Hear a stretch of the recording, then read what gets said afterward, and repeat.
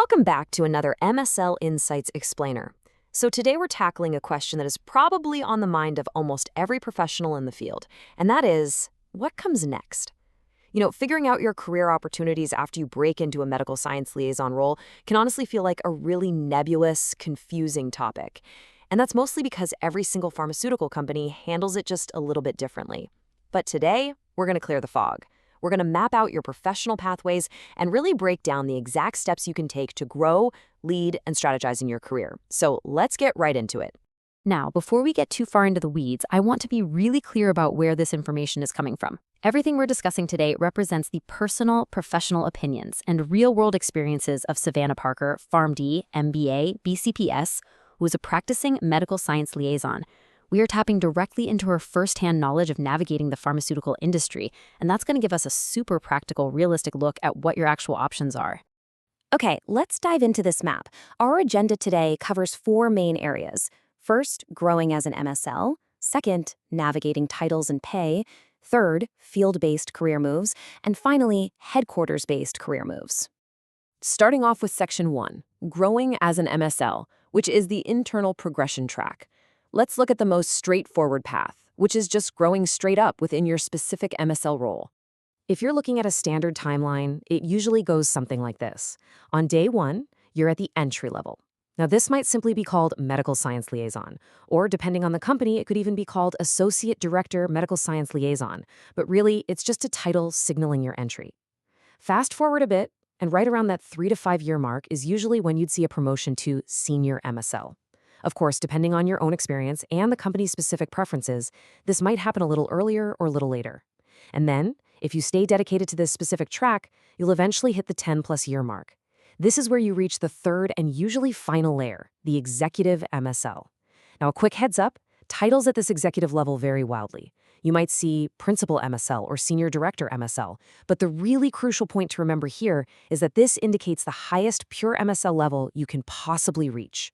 Moving right along to Section 2, navigating titles and pay, or what I like to call the corporate reality check. Because before we start branching out into totally different jobs, we really need to pause and take a realistic look at how internal promotions actually affect your day-to-day life. And specifically, we need to talk about your compensation.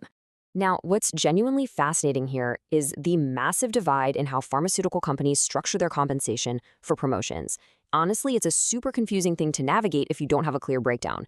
So at companies that use director titles in their MSL hierarchy, getting promoted usually means you are moving up to an entirely different employment level, complete with a brand new salary range. But at companies that don't use those director titles, the ones that just go from MSL to Senior MSL to Executive MSL, well, a promotion there might literally just be a title change. You will probably get a raise for sure, but you might actually stay at the exact same corporate employment level, which means you're tied to the exact same overall salary band you were already in. So the big takeaway here is that pay bands tied to corporate structures are incredibly nebulous. It's like a giant moving puzzle. Because company structures vary so widely, you absolutely cannot make assumptions about what a new title means for your paycheck. So what's the game plan? You really have to actively communicate. Always discuss employment levels directly with your manager so you have a crystal clear understanding of what a promotion actually means for your title, your corporate level, and your specific salary band. All right, that brings us to Section 3, field-based career moves, focusing on leading and educating remotely. So what actually happens when you want to step away from the pure MSL role entirely? Let's check out some lateral and upward moves you can make out in the field.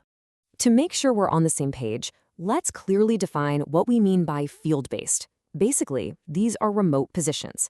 Because MSLs interact with key opinion leaders or KOLs and healthcare providers who are out there actively practicing in the real world, the roles themselves are literally housed out in the field, meaning you generally get to live remotely. A pretty good rule of thumb to remember: if the word field is actually in the job title, it typically means there is no way you're going to be required to relocate to a corporate campus. Now, if you are looking at upward mobility in the fields, there is a very clear management path. Step 1 is becoming a regional director, which is also commonly known as an MSL manager. This is your classic middle management. You become a people leader, and you are entirely responsible for making sure your team of MSLs is hitting all their metrics. You're going to be doing field rides, attending conferences, and handling a lot of administrative tasks. Usually in this role, you're managing MSLs within one specific therapeutic area, like cardiology or oncology.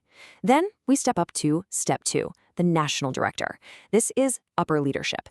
A national director sits over the entire MSL team, including all those regional directors. And depending on the size of the company, you might oversee a single massive therapeutic area, or you could be overseeing the entire national strategy across multiple therapeutic areas, the whole shebang. But hey, management isn't for everyone, right? Another highly rewarding remote move is becoming a field trainer. If you're someone who just absolutely loves teaching, onboarding new hires, and designing really fresh, engaging educational materials to help your team digest complex new data, this is an incredible option.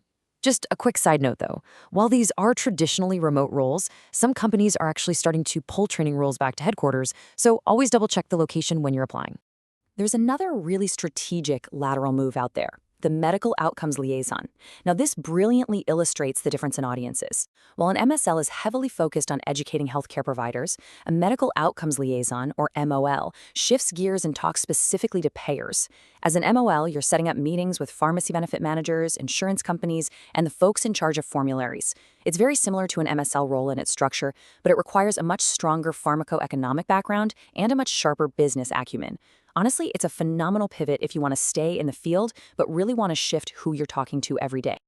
Okay, let's jump into Section 4, Headquarters-Based Career Moves, looking at on-campus operations. Let's completely flip the script and shift our focus to the complete opposite side of our career map, leaving the field entirely and heading into the corporate office. We need to establish a very firm boundary right up front. Headquarters-based roles are strictly internal, on-campus positions.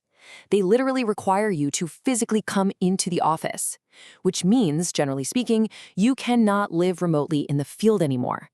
Unlike the roles we were just looking at, these positions usually drop the word field completely from their job descriptions. Within headquarters, there are 4 distinct roles that act as the central nervous system, providing massive support to the field.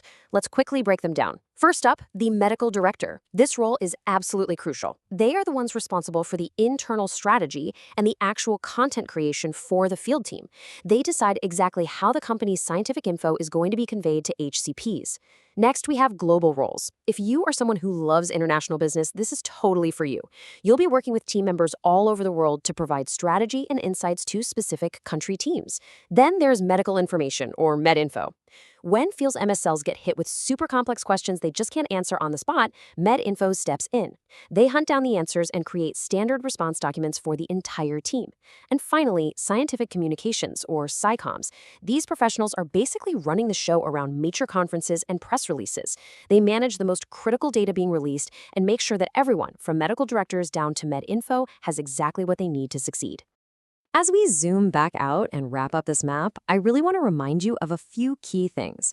First, keep in mind this is definitely not an exhaustive list. Titles and specific duties are always going to vary depending on the size and the unique structure of the company. Second, remember that we literally only stayed under the medical affairs umbrella today. There are entirely different career paths waiting out there for you in commercial roles, like marketing, in regulatory affairs, and over in research and development. But perhaps most importantly, you really need to hear this. Deciding to stay a dedicated career MSL is a completely acceptable and absolutely wonderful professional goal.